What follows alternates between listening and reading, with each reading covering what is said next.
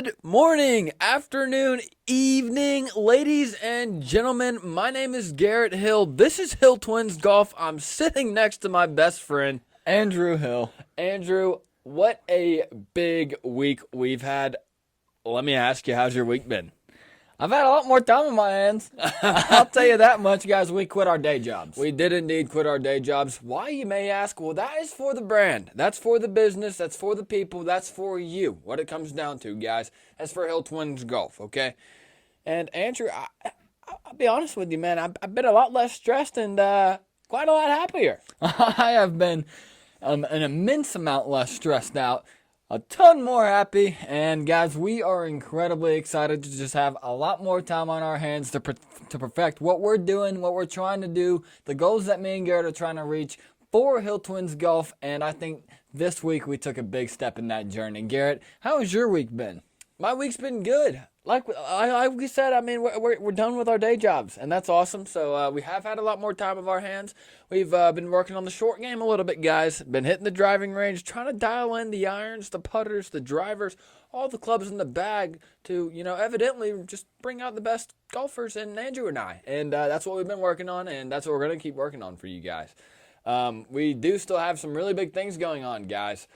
We are now at about 200 followers on Instagram. That is big for the program. That's big for the people. That's because once we get to 500, one lucky winner is going to win all 5 of these cases of Pro V1s. There's 4 right there, but the other case is sitting right over there. It is. It's sitting. Don't worry, guys. We're not skipping you. No, listen, guys. But the thing about it is, you guys need to hurry up because these Pro V1s are kind of calling my name as for me to use them. Obviously, I'm not going to do that, guys. We just want to get to 500 followers so we can draw one lucky winner. And after 500, there's even more giveaways coming. There is, guys. So once you get us to 500, things are about to take off, okay? We've got club giveaways. We've got, I guess, clothing giveaways, guys. That's another thing we've got coming. Sunday evening, whenever Andrew and I make a recap of this weekend's golf tournament, the Travelers Championship. But we're going to get to that. But come Sunday night, we're going to be wearing Hill Twins golf merch. We're talking hats, hoodies. We got some polos that are going to be coming in, some T-shirts. We cover the whole 9 yards here. Hey, stickers as well for any of you guys who enjoy bumper stickers. Yes, stickers as well.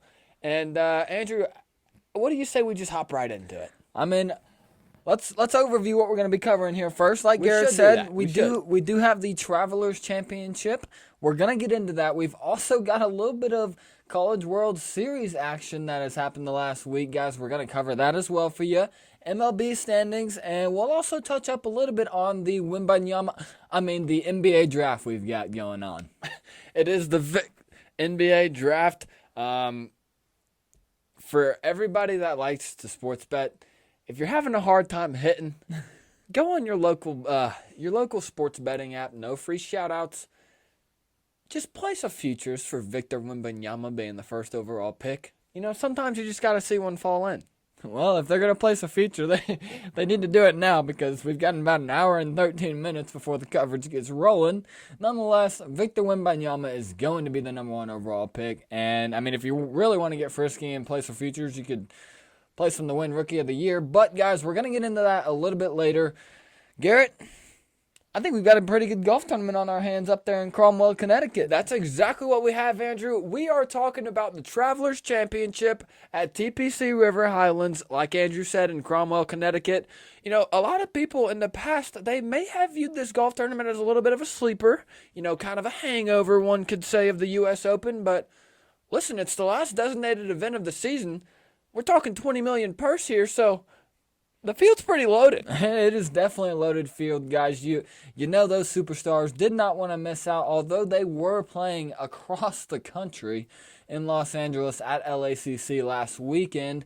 They were not going to miss the opportunity to fly all the way back across to the East Coast, up there to Cromwell, Connecticut for this elevated event. Like Garrett, it is coast to coast, and like Garrett said, it is an elevated event, guys. We've got $20 million on the line, and, you've got John Rahm, you've got Scotty Scheffler, you got Rory McIlroy, you've got all these big golfers playing in it, and the leader after the first day is Mr. Denny McCarthy.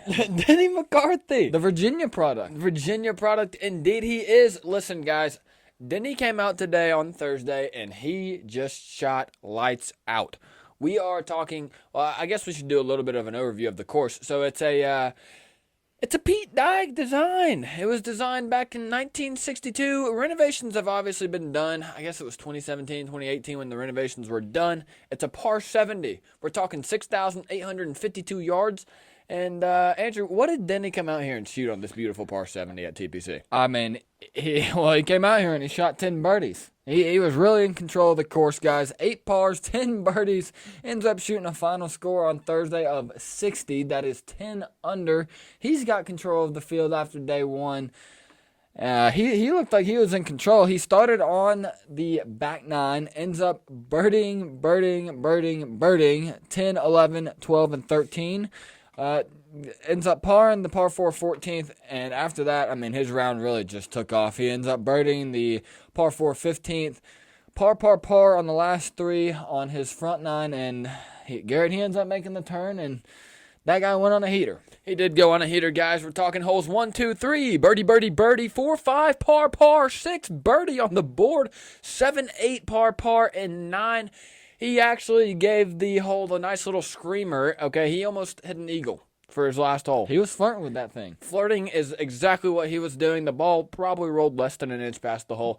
Nonetheless, guys, he goes 30 on the front, which was the back 9, and then he goes 30 on the front 9. Walks away with 60. That's an incredible score for day one of the Travelers. That's a guy who's got some vengeance, got some, he wants to win. He does. He has not broken through for that win just yet.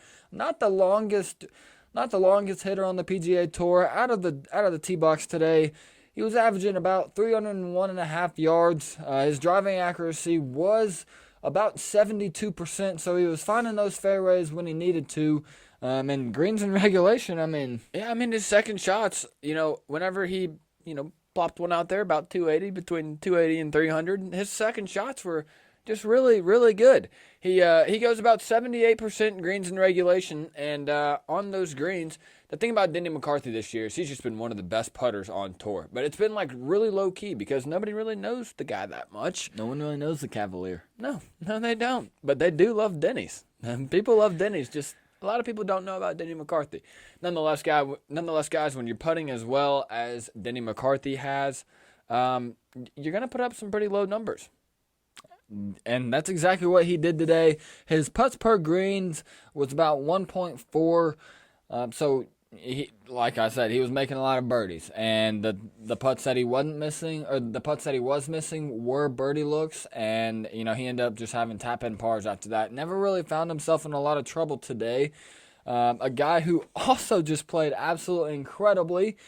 The New York native, the St. John's University product himself, that's Mr. Keegan Bradley. Keegan Bradley, the St. Johnny John product himself. I think he opened up on the back 9. Is that correct? I think he went on the back 9. Yeah, he went out very early today. He was one of the 7:25 tee times. And he opens his round and he goes 5 straight birdies. When you do that and you're sitting at 5 under, headed into 15, 16, 17, and 18, where 15 goes par, 16 par, 17 birdie, 18 par.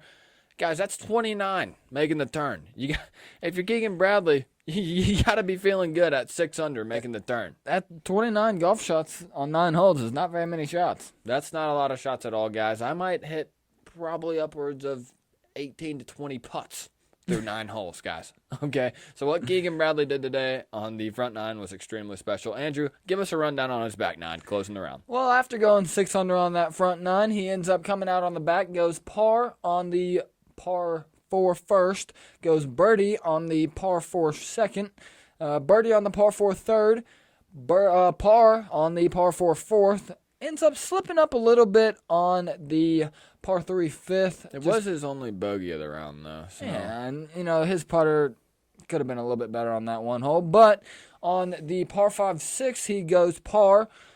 Par 4 7th, he goes birdie. Par 3 8th, he goes par. And par 4 9th, he goes par. He's in 29, out in 33. Combining for a 62 8 under on Thursday's opening round of the Travelers Championship. That is very impressive. if your name's Keegan, last name Bradley. The thing about it, Keegan, was that he actually missed the cut last weekend at the major U.S. Open. In a post-game interview today, though, he actually said that that was the best thing for him. He said that he was able to, take a little bit of time, spend some time with his family, his boys, as he likes to call them, and he was actually able to get up to Connecticut early. And I guess for a guy like Keegan, being from New York, in the New York area, it's not very hard to get over to Connecticut. And he was able to get there early, get some swing work with his coach, and he said he felt much better headed into Thursday this week. Yeah, you got to feel good for Keegan. He's got his entire family out there. He's got his wife. He's got his 2 boys just watching from the sideline of every hole, just walking the course with him. So, that guy's got a little bit of extra motivation headed into the weekend, hopefully to secure a victory at the Travelers. He's definitely a guy that I think should, keep up this good scoring. He's played well at TPC River Highlands before. He has played well. The course sets up pretty well for him. Listen, a guy that any course really sets up well for is that's Mr. Scotty Scheffler. Guys, he kind of slid late in the U.S. Open. He just didn't really make any moves come Sunday. But today, Thursday at the Travelers, he fires off a 63. That's 7 under. Guys, his putter was hot today, okay? He was at almost 90% in greens and regulations, okay? The guy is striping the ball off the tee box. He truly is. I think I've got some spit on my microphone. 1 second, guys. Sorry about that. I cleaned it off for you guys. Listen, Scotty's out off the tee box. He's averaging about 330 yards. He is a long hitter. The thing about it is his second shots, the guy stripes the ball. Like we said, 90% greens in regulation, and his putter, it was okay today, but when you're on the green that much, you don't have to do anything incredibly special. Most of the time, if you're on the green that early, that often, those putts that he's missing for that 1.6 putting average that he had, the putts that he's missing right when he gets on the green are usually birdie looks, and I'm sure Scotty would probably like to have him a little bit closer, but an average golfer like Garrett and myself, I'd love to see myself on the green in 2. I would too. In fact, it actually makes me really happy when I'm on the green in 2. Really Even if I'm looking at about a 50-foot birdie putt that's got no chance of going in, I just love being there. It makes me smile. There's no place I'd rather be than on the green in 2. And listen, guys, so Scotty, he goes bogey-free today. That's something from Mr. Scheffler that you love to see. He, where did he tee off on, the front or the back? He ended up teeing off on the front. Okay, so he goes birdie 1, par, 2, 3, 4, 5, and then 6 goes birdie again, 7 par, 8 birdie, 9 par, making the turn at 32 out of 35. That's 3 under. Andrew, what does he do on the back? That is 3 under. Garrett on the back, he goes par on the par 4 10th. He goes par on the par 3 11th. Par on the par 4 12th. And he starts to heat up on those last few holes. On the par 5 13th, he goes birdie. On the par 4 14th, he goes birdie. On the par 4 15th, he goes par. On the par 3 16th, he goes birdie. On the par 4 17th, he goes par. And the par 4 18th, he goes birdie. He is in 32, out in 31. Like Garrett said, he goes 7 under 63 for his Thursday round at the Travelers Championship. That's got to be a guy that if you're the rest of the field, and you got to be thinking to yourself, if this guy's putter starts to heat up, he's going to cause some problems. Just because of how long and straight he can hit it, he's just a very pure golfer. He also just knows how to win. He does know how to win. He's been in the spot before, guys. Great guy. Very, very nice guy. He's somebody that you want to see win. If his flat stick was a little better, I think he'd be winning every single golf tournament. Hey, I think one thing that helped him, I think it was either yesterday or this morning before he got teed off. I believe it actually was this morning. I saw on his Instagram story that Meredith made him some pretty darn good looking breakfast. What are we talking here? It was some waffles. We had some scrambled eggs. Now, I'm not the biggest egg guy, but it seems like Meredith can cook those eggs pretty well. He had bacon on that plate, topped off with a little bit of butter and syrup. The waffles looked like they were whole grain. I don't want to just dog on Scotty for eating a whole bunch of sugar. But listen, with whole grain waffles comes a lot more protein. Exactly. So it's very good for a guy like Scotty. Andrew, let me ask you something. I don't want to just put you on blast here, but I need you to tell everybody why you're not an egg guy, if there even is really a reason. Like, a lot of the things that you're eating have eggs in them. You know that, my friend. I do understand that, but a lot of the things that I eat as well also have, say, rice, chicken. But, eggs just really, I don't know. I Just had a a pure bad egg. experience. I had a bad experience with eggs when I was about 9 years old, and it's kind of like the same thing with crab legs. I had a bad experience back at age of 9, and ever since then, I've just had a fear of eggs. I've had a fear of crab legs. I don't like shrimp, guys. We're not gonna get into this. We're not gonna get into this right now, guys. If y'all can't tell, I'm a very picky eater. Just give me my dino nuggets, okay? Andrew is quite the picky eater. I don't know why you don't like eggs, my friend. You're missing out on a lot of protein. A guy that's not missing out on a lot of protein, though, that is Mr. Ches Reavy, okay? This is a kind of a bigger looking dude.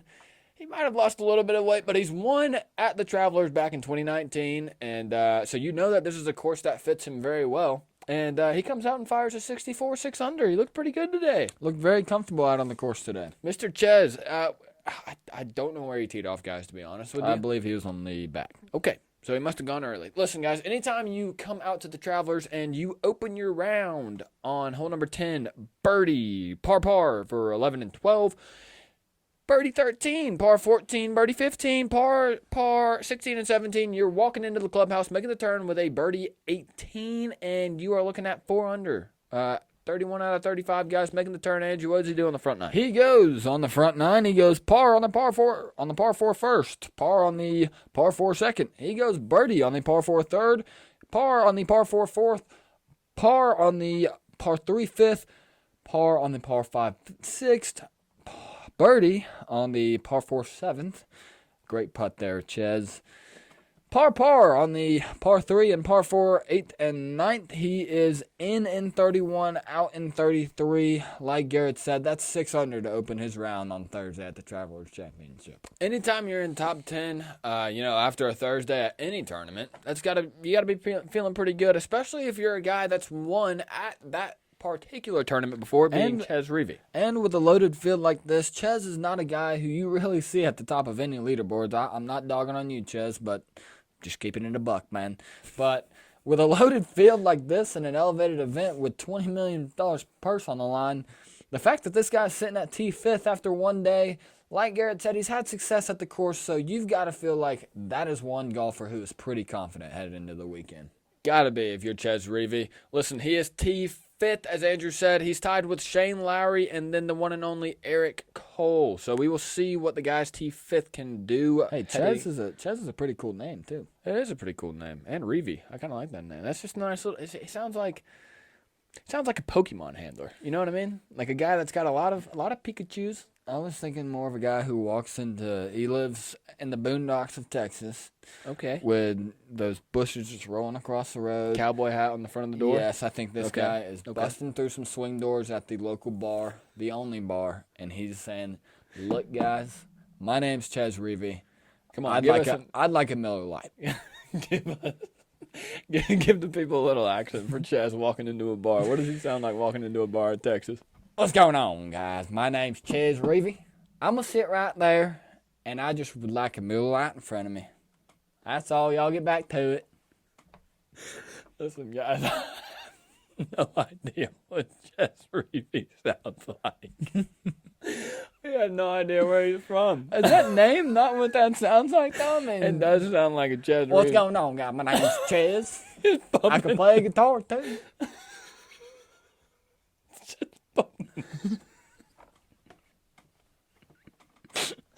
I'm sorry, guys. Ches Reavy, guys, sitting tied 5th after one round at the Travelers Championship, guys. Another guy who had a great opening round at the Travelers, and he's done it before. That's my boy, Mr. Patrick Cantlay. Garrett, how'd Patrick fare? Again, I don't know where he teed off. I think it probably was the back, I'd say. Yeah, we'll just go with the back. All right, so he opens up his round on hole number 10, par 4. He goes for 11, 12, 13. 11's a par 3. 12 is a par 4, and 13's a par 5. Patty, Mr. Can't Play Fast, goes birdie, par, birdie, and then he goes on a birdie tear for a 14, 15, birdie, 16, 17, par, 18, making the turn. He slips up, has a nice bogey 5 on the par 4, walking into the clubhouse, making the turn at 32. That's 3 under. Andrew, how are we looking on the front? Headed into the turn, guys, he goes par on the par 4 first. He goes birdie on the par 4 second. Par. all the way up until hole number 8, where he goes birdie on the par 3 8th, par on the par 4 9th. He is in 32, out in 33, guys. That makes for a 5 under for the Thursday opening round at the Travelers Championship. It was a really good round for Mr. Patrick Cantlay. I believe at this event, he has not finished outside of the top 15 in the last 5 or 6 years. That is impressive. This is a guy that comes to Cromwell, TPC River Highlands, with the sole intention of being in the top 20. And he's won here before, hadn't he? I believe he has gotten it done here before. Not sure what year, guys. He's a guy I would be looking out for to win again this year, though. I certainly agree, guys. He's super confident out of the tee box. Patrick Cantlay, he's not there just yet, but that name is up there with the superstars. I think one more major championship would probably actually his first major championship. I didn't mean to get ahead of myself, guys. If he played a little bit quicker, he might already have a major championship under his belt. I think so too, guys. Me and Garrett are not the ones that you need to talk to about that. That'd be Mr. Brooks Koepka, who did not end up making the trip to Cromwell, Connecticut for the Travelers. Although he said he would. He said he would. Listen, Brooks, guys, I don't want to call you a liar, man, but you were fluffing there. You were fluffing, bluffing, whatever you want to call it. That's what you were doing, Brooks. Listen, so Patrick is tied at T8, as Andrew said. He's tied with Zach Blair, Kelly Craft. Don't know if there's any relationship there to the... Kevin who? Kevin Craft. Kelly Craft. I was talking about Kevin Yu. Oh. Okay, so we got Kelly Craft and then Kevin who? Kevin Yu. We don't know if there's any confirmation as to whether Kelly Craft is related to the owner, I believe, of the New England Patriots, Mr. Robert Kraft. I don't know if he's related there, but anyways, nonetheless, he is tied. Listen, we're just going to do this again. We got Zach Blair, T8. Kelly Craft, T8. Patrick Cantlay, obviously there as well. Kevin Yu, Brendan Todd, Sanjay M. I'm him. He's actually been turning his game around a little bit recently. It's something that you like to see for Sanjay. This was one day, Garrett. It was one day. He's also tied up there with Cam Davis, Kevin Streelman, another guy that really likes TPC River Highlands and Cromwell. It's going to be interesting to see how the guys at T8, kind of fare for the rest of the weekend. I'm excited to see it, guys. Another guy who has had some putting woes as of late. That's Mr. Rory McIlroy. He, at least me watching the Travelers on TV today, it looked like Rory was just waking up. It looked like he had just gotten off the plane, heading from LACC to He did look a little bit jet lagged. This is a guy that is hugely connected with the PGA Tour, everything that goes on with the inner workings of the PGA Tour, and after his, I guess T2 finish at the U.S. Open, no, it wasn't T2. It was solo second. It was solo second. It was solo second indeed. After his solo second at the U.S. Open, and then having to go through all the stuff that he did this past week, with just the inner workings of the PGA Tour, the PIF, whatever agreement framework that everybody has, they had another players meeting on Tuesday. This was a guy that looked extremely tired. Like Andrew said, he just could not putt the ball. It was kind of the same story as it was at the U.S. Open. He had birdie looks. He just couldn't knock down those birdie looks. No, he couldn't. He ends up shooting a 35 even par on the back nine. And on the front nine, it was actually a lot more highlights and a lot of stuff that was awesome to see.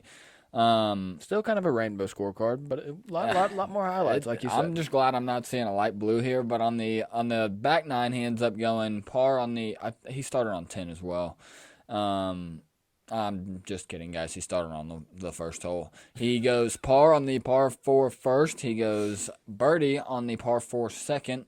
Par on the par 4 third. Bogey on the 4th and 5th.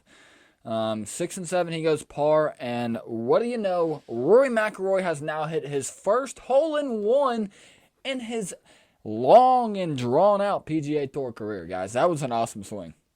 That was an awesome swing indeed. I believe he was about 214. 214, yeah, 210, 214 out, and if I had to guess, Rory's probably got a 7-iron in his hand, maybe a 6-iron, short, soft little 6-iron, but I'm going to go with 7. The guy likes to swing at the thing and attack the ball. Listen, nonetheless, he lands it on the green, and it just trickles right down into the hole. And he is posing like this. Yeah, it was watching beautiful. That thing. Yeah, it was really beautiful. For all the podcast listeners, you can see Andrew right here on YouTube.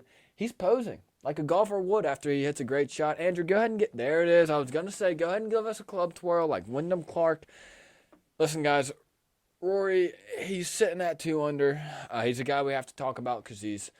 What did he say? What did he say last week to Brooks walking into the U.S. Open for his Saturday and Sunday? I guess I'm a big deal around here. Rory, we know. We know you're a big come deal, on, man. You don't really have to do all that stuff. We know. Listen, Rory, we hope you play better. It's really good that you're under par, though. That is a very good thing. It is good. Guys, for listen, just for some, numbers for you guys to have here. Rory was hitting the ball about 324 yards today off the tee box with his driver. Accuracy was at about 50%. He found himself in a couple roughs left and right of the fairways. Kind of recovered pretty well at about a 67 greens in regulation score. But like we said, guys, the putter, it's just been hard to get going for Rory. He's putting a little bit better than Scotty is. He's at about a putt and a half per green in regulation. And listen, if the guy can just... With Rory McIlroy, it always seems as if there's one part of his game that just isn't connected with the other. For example, if he's driving the ball off the tee really well, he's driving it off the tee really well. He'll hit some good second shots, and then he might not putt the ball well. If he's putting the ball well, his second shots might not be that great, or he might get a little bit loosey-goosey on the tee box. Nonetheless, when Rory McIlroy puts everything together and he starts firing on all cylinders, he's going to be a weapon. He's going to be a weapon for Jay Monahan, and he's going to be a weapon for himself, and he's going to start winning a lot of golf tournaments. He should. I mean, the guy is long out of the tee box. Some more guys. I mean, we've got the leaderboard pulled up here. Garrett, who are some names just off the top of your head who you think could make a run here this weekend? Well, we can't fail to talk about our last weekend's winner of the U.S. Open. That's Mr. Wyndham Clark. He tees off a little bit early today, and so he's got the late tee time tomorrow. But I'll be honest with you guys, we talked hangover at the very beginning of the show. Wyndham Clark is the purest guy that I thought might have a winning hangover from last weekend. He may have had one on Monday. He definitely had a hangover on Monday. I'm sure I he saw had a video of him on chugging out of the cup. What's the over-under on liquids he drank out of the cup on Monday/Sunday night after he won it? Well, he was also in L.A. I believe they were at Delilah. That's a very nice club out there in Los Angeles. I wish I could say I've been there. I have not, but I will say over/under on how many liquids were consumed out of that cup. I mean, I feel like this number's low, but I'm going at least 11.5. I think 11.5 is probably a good number. Here's the bigger question. Did Wyndham Clark stick the cup in his washer and dryer? Or his dishwasher, I guess you could say. I don't think that thing's dishwasher safe. I'll be the first one to say it. That thing's got a little bit of height on it. Unless Wyndham's dishwasher is XL in height. We're talking hand washing here? I mean, it's got to be his only option. Yeah, I think even then, you got to buy the right detergent. I mean, who knows what kind of detergent you can't tarnish the cup. You don't want to wipe off the silver there.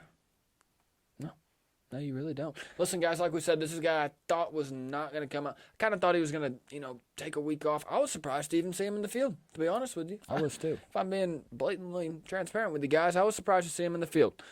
He comes out and fires off a 2 under. He only has 2 bogeys on the round. We're talking 4 birdies, and he shoots a 68. It was pretty good. So he's T46 with last year's champion, Xander Schauffele. Well, hold up. Yes. He's not just T46. He's T46 with about $3.5 more million in his pocket. So I don't think he's really concerned with as to how high he finishes this weekend. I'm sure he'd like a cut of that $20 million purse, but that's a guy who's not really hurting financially at the moment. No, it's not. He is, like I said, tied with our previous last year's champion, Xander Schauffele. Xander comes out, shoots a 68, same as Wyndham. I believe he teed off on the front, goes birdie, birdie, par, birdie. So he had a pretty good start. And then kind of the bogeys just started to flow in for him. I think we're talking 3 bogeys out of the next 6. Yeah, 3 of the next 6 holes. He goes bogey, bogey, bogey. And then he heats up a little bit on the back. He goes birdie 10, par, par 11 and 12, birdie, birdie 13, 14, bogey 15, birdie 16, par, par to finish out the day. That is a pretty impressive bounce back from those bogeys early on.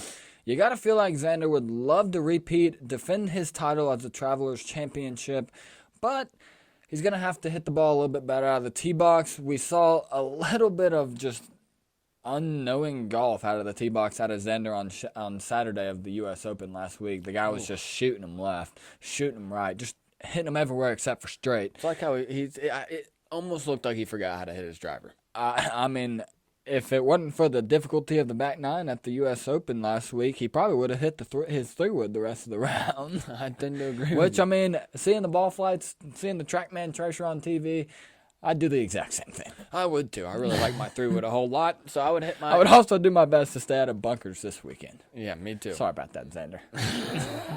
Low-key stray there. Listen, some other guys that we have in the or on the leaderboard, some big names. We're talking John Rahm. He's sitting at 3 under. Adam Schenk, not that big of a name, but I just like the last name. He's sitting at 2 under, tied there with Xander and Wyndham. Justin Suh, guy that this course fits really well for. His putting is really good on this course, typically. He's also T46 at 2 under. Don't forget about my boy Cameron Young, the Demon Deke. That's who I was going for next. Cameron Young. Andrew sometimes likes to mimic a swing off of him, but he's played some pretty good golf on Thursday. He's sitting at 3 under. Another guy, Andrew, who's our favorite sleeper that we like to bring up? Mr. Eckroat. That'd be Austin. Austin, indeed it is. Listen, he's sitting at 3 under. Wow, this is something I just noticed. How about this guy? Ludwig. Ludwig Aberg. The recently turned pro. I want to see what that PGA Tour card looks like, Ludwig, because if anybody deserved it, that's Mr. Guns Up, Texas Tech alumnus. I don't know if he's an alum. I don't know if he graduated, but quite frankly, if I was as good at golf as Mr. Aberg is, it wouldn't matter. I wouldn't graduate either. Wouldn't matter. I didn't graduate, and I wouldn't. The guy sitting right above him, one of Garrett's best friends, that's Victor Hovland. Victor, check your DMs, my friend, please. Just please. One of our personal favorites, Steven Yeager, is also sitting T16 at 4 under. We have Minwoo Lee, the Aussie. No, Aussie. Aussie. He played well at the U.S. Open his final round Made last a week. late run last weekend. He sure did. Can Sahith Theegala break out for his first win on tour? It would be nice to see. He set himself up pretty well for a Thursday at least at 4 under. So he looks like he might have a little bit of a chance. He sure does. Garrett, out of these top 5, so I'm going to list them off real fast. We've got Denny McCarthy. Denny McCarthy is sitting at solo lead at 10 under. We've got Adam Scott, 2 shots back at 8 under. Keegan Bradley at 8 under. Scotty at 7. Eric Cole at 6 under. Shane Lowry at 6 under. And Chaz Reavie at 6 under. Garrett, out of those names I just listed, who do you like to take it home this weekend, or do you think it's going to be someone outside of that top 5 grouping? Andrew, I'll be honest with you. Out of the names that you just gave me, there is one blinking light of a name that you have to believe is going to keep playing some good golf. I'm asking who do you think is going to win? Again, it's kind of a coin flip with him. I think Scotty Scheffler is going to putt the ball well this weekend, and I think he's going to take home the elevated purse come Sunday afternoon at the Travelers. Wouldn't be his first one this year. No. It'd actually be his second or third, I think. Yeah, I think so too. Again, if Scotty can just putt the ball well, I don't really think there's anybody that can beat him. I think he is by far and away the best ball striker on the PGA Tour right now. 100%. Andrew, let me ask you the same question, though. I was about to say, if you're asking me, and this was my sleeper, I looked at Garrett yesterday, and I think he may have laughed at me at first, but after I explained it to him a little bit, he kind of understood where I was coming from. But I believe Denny McCarthy is going to break through and get his first PGA Tour win, and let me tell you why. Putting inside 10 feet, he is second on tour.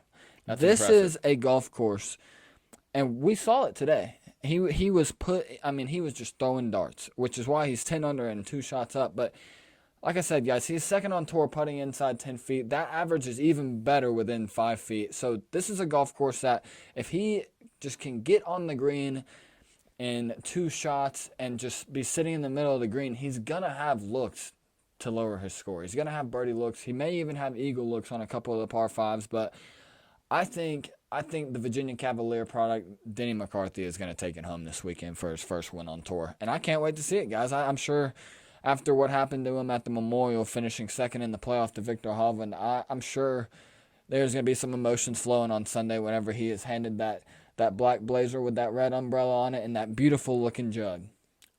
Andrew, I think that's definitely a good pick, especially watching him come out as hot as he did on Thursday. Here's a good question for you. Some Sunday screamers. Who are we thinking that's outside of maybe the top 20 right now that you could see making a very big move come Sunday? Garrett, I don't want to take your pick, but I know I'm about to. That's Mr. Sam Bennett. Andrew, you took my pick, my friend. I'm sorry. I mean, we can both pick him. Samuel, it's about time you start responding to our DMs, man. Please. I know you're seeing them. We know you're seeing them, Sam. All we ask for is maybe... we're not even going to go that Garrett, far. tell me Sam, why you just think respond. Sam's going to be a Listen, Sunday screamer. I think Sam is going to be our Sunday screamer because, listen, the guy is just recently on tour, kind of the same as Mr. Aberg. He's obviously made a huge splash on tour already. With his Masters finish, guys, I mean, he's going into Saturday playing with Brooks Koepka and John Rahm. The guy's an amateur out of Texas A&M, okay? I mean, what else could you want? So, he's a household name. But the best part about it is he looks like he belongs. He does look like he... He truly looks like he belongs. He's got some swagger. He does have some swagger. He's spitting all over the golf course. Do it. Nice, guys, nice. That's what Sam Bennett's doing on the golf course. Sam Bennett's spitting his way around the golf course, guys. He's got the unconventional swing, but he's got swagger, as Andrew said, and he walks around like he knows he's a boss. And I think if he just keeps playing consistent golf and his putter, starts to get a little bit hotter for him, I think that's a guy that could make a late Saturday afternoon run. I'd like to see him break through for a win. I would too. That'd be awesome, especially an elevated one. That'd be a guy whose pockets would just be filled like that. I mean, they would get exuberantly filled. Oh, yeah. Mighty fast. Oh, yeah. Mighty fast. You could say like Clash of Clans, maybe after a clan war, when your clan has won and you see the loot go directly into the clan castle and fills up your pockets pretty fast. It sure does. I wish that was real money. One thing that we are looking forward to, guys, that's covering the College World Series for you, Garrett. On Monday, we had the Demon Deacons. They showed a lot of grit, a lot of effort to stick it out. And, shout out to our boy Danny Corona. He just with an absolute clutch double in the bottom of the eighth inning on Monday against LSU. Danny ends up getting a run, getting the game-winning run it would turn out to be. And Wake Forest beat LSU 3-2 on Monday. In the early game on Monday, we had the Tennessee Volunteers. They ended up getting an early start. They were playing the Stanford Cardinal, and Stanford, honestly, to me, looked like the better team. They did look like the better team. Stanford got out to quite the pretty big lead. I think we were talking 3, maybe 4-0 here. Yeah. And Tennessee kind of just came roaring back on the shoulders of, shout out to Christian Moore. Christian Moore played really well for them throughout the entire postseason for the Volunteers.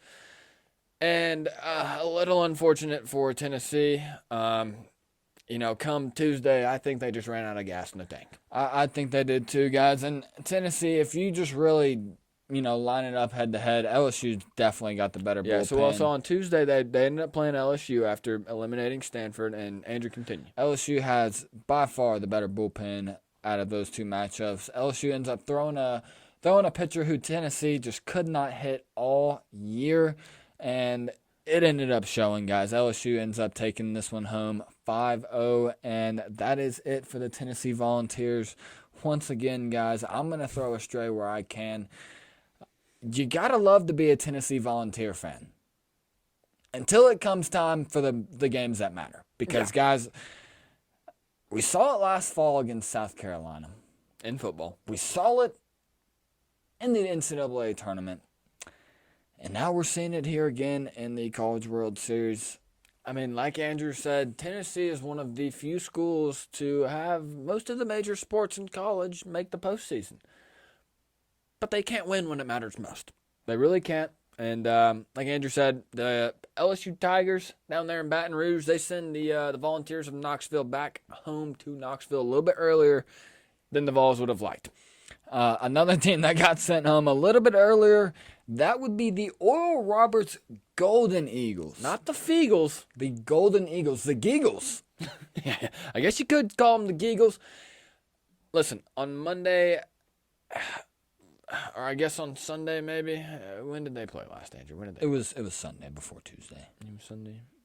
Well, listen, they had a close one. A very, very close one there with the Florida Gators, who are now sitting in the winners bracket. Well, they're actually sitting in the finals. Well, I guess you are. Yes. You are correct. They are sitting in the finals. But Oral Roberts, they had a close one, lost 5-4 on Sunday to the Gators, and they may have ran out of. Well, they ran into the Hypno-Toad. They did run into the Hypno-Toad. The Horned Frogs of TCU, Texas Christian. They put a nice little whomping on Oral Roberts. 6-1 was the final score on Tuesday. That was on Tuesday. That was a whomping by the TCU Horned Frogs there. LSU ends up playing in an elimination game for LSU. They were playing Wake Forest on Wednesday. Wake Forest had to get beat twice because Wake Forest was undefeated. They're undefeated in this tournament before Wednesday. LSU ends up just absolutely spanking the Demon Deacons yesterday. And, guys, we have an absolutely just exciting Game 3 for the LSU Wake Forest matchup to see who goes and plays Florida in the College World Series. It was a very back and forth game amongst LSU and Wake Forest. LSU got a massive grand slam. Okay, I'm not 100% sure who hit it, but they had a absolute honker of a grand slam. And Wake Forest they really couldn't really bounce back from them. Before you look, I believe it was Dylan Cruz. I do think it was Dylan Cruz. He's the best player. I think you're correct about that. That guy just absolutely smokes a baseball. He, in my opinion, I think he's probably going to be a top 3 pick in this upcoming MLB draft. But, like I said, guys, we have a very, very entertaining Game 3 for the Demon Deacons versus the LSU Tigers. It looks like this one has already gotten started. But we'll talk about that one a little bit more come Sunday when we do our Travelers Championship recap. Tonight, we've also got the NBA draft. I'm going Victor Wembanyama. Scoot Henderson's getting drafted second. It's going to be interesting to see where Brandon Miller falls. I know Brandon Miller had a lot of stuff to say about Mr. Michael Jordan, but you really don't think he's going to get drafted second? I think he just talked his way out of the Charlotte Hornets organization. And I think he did it on purpose. He might have, guys. And listen, Scoot, a very interesting prospect from none other than the G League Ignite. The same team that Jalen Green played for before he was drafted to the Houston Rockets. Listen, if you're a basketball player and you're a very high-level basketball player, it might not be the worst of decisions to maybe go play for the G League. Yeah, you just miss out on the March Madness experiences, but clearly they're doing something right over there. I mean, they're just pumping out high-level NBA draft prospects. So they are doing something right. Andrew, you want to talk about another team that's doing something right, okay? It seems like that's the Cincinnati Reds. That is true. Okay, these guys have just been on a tear since. You got to point to the upbringing of Ellie De La Cruz. I believe he's a third baseman. Mm-hmm. Yep, third baseman for the Cincinnati Reds. They've been on a tear since Mr. De La Cruz got brought up out of the Farmers. 11 game win streak. It also helps when you get your veteran Joey Votto back, guys.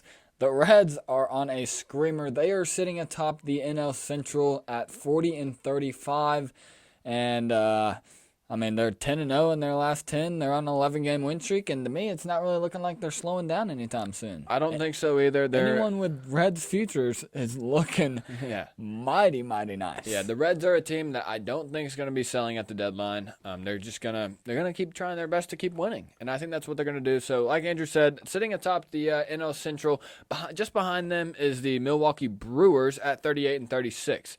And the NL East, we have none other than your Atlanta Braves sitting atop, and they're 8-2 in their last 10. They've actually won the last 8 straight games. So for a Braves team that is trying to catch some magic in a bottle, maybe have a World Series run, they're in a pretty good spot to do just that. It's what Atlanta always likes to do. They've even done it a couple times this year. I believe about a month ago they went on a 7-game win streak before that one was broken, but they're back on another 8-game win streak, guys. They're sitting at 48-26, .649 win percentage, and they are the second best team in the Major League Baseball. They are. And just behind the Braves in the NL East is sitting the Miami Marlins at 42-33, 6-4 in their last 10 games.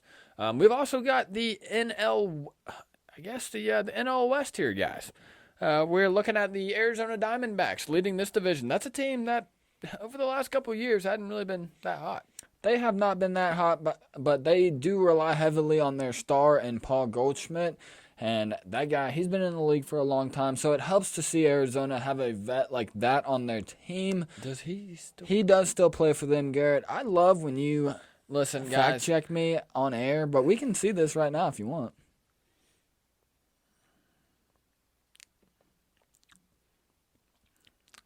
This might be a guy that I'm a little bit worried about plays for the Cardinals. So we're looking at pitchers here. I think I'm right here. Oh. Uh-oh. Go down. Go down. Oh, no. Guys, I was wrong. Paul Goldschmidt does not play for the Arizona Diamondbacks. They are reliant heavily on Starling Marte, the former Chicago Cubs product. Paul Goldschmidt, I believe he does play for the St. Louis Cardinals, guys. That is my fault. We will be doing better on that front. Another team that is hopefully going to be doing better than what they were doing, and that is that's the Seattle Mariners, guys. They have just not been playing well at all. They sit in fourth in the AL West. They are 35-37. It helps when you have a terrible organization sitting right behind them in the Oakland Athletics. That 8-game win streak was very, very fun while it lasted, but I hate to be the bearer of bad news, guys. Oakland is about to be the Vegas Athletics, and that's probably going to be owned by LeBron James and Tom Brady. Pretty cool that they went on an 8-game win streak, because now, just like simple division, maybe PEMDAS one could say, it's canceled out. They've lost 8 games in a row. Yeah, they sure have, guys. A team in that division, though, that has been playing some great baseball. They are actually the best team, third best team, sorry, guys. They are the third best team in the MLB. That's the Texas Rangers. They are hot. They are hot indeed. In the last 10, not really been playing the best. They're 5-5. However, they're sitting at 46-28 win-loss at a .62 win percentage. For a team like that, that's pretty good. A team that is incredibly hot, who has stayed hot all year. Outside of the Cincinnati Reds, I guess the Tampa Bay Rays are they haven't been playing extremely well their last 10 games, but, you know, when you start off with that record-breaking record that they had, I believe it was like 17-3 to begin the year. Could have been more. I don't know. I mean, they were winning. They just started off on a heater, guys. One thing that has not been on as much of a heater as of late, and this is just some great news to announce to you guys. Our AC has been fixed. Me personally, me and my brother, we went into to our local Family Dollar down the road, and This is funny. We bought some box fans, and you know, This was on a Monday. This was on a while Monday. we were playing golf. Yes, we were playing golf on Monday. We were away, and the AC technician ended up coming out to the house to look at our AC unit, but, you know, we didn't know that he had actually shown up, and so we get back to the house. It's still just absolutely fuming heat. Blistering And it's hot. I mean, guys, it's summertime. You can imagine what that is. We actually walked back in, and the thermostat looked at us in the face, and it said 87 degrees. It said 87, so we had just bought these box fans, and we ended up setting them up in the living room, and we cranked these things on about 3 or 4 level power, The whatever, highest it could go. whatever the highest power they could go.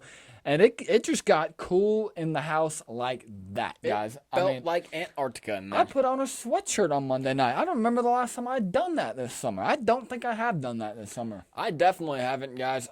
When our box fans started working, I started thinking to myself, why do AC technicians even exist? Like, just go get some box fans from your local Family Dollar. Exactly. And so the AC technician ends up showing up on Wednesday morning, and I told him that I thought that me and Garrett had fixed the AC unit. Via box fans. Via box fan. And he ends up looking at me, pretty much just laughs at me in the face like I'm just no knowledge of any air conditioning at all goober. Let me ask you, are you? And yeah. Yeah. You think I know a lot about AC? If I did, I'd have it fixed myself. That's not the case, guys, but I told this AC tech that we use these box fans, and he just laughed at me. He said, no, I actually came in here on Monday whenever you guys were gone, and I fixed it. The fan was actually on the ground.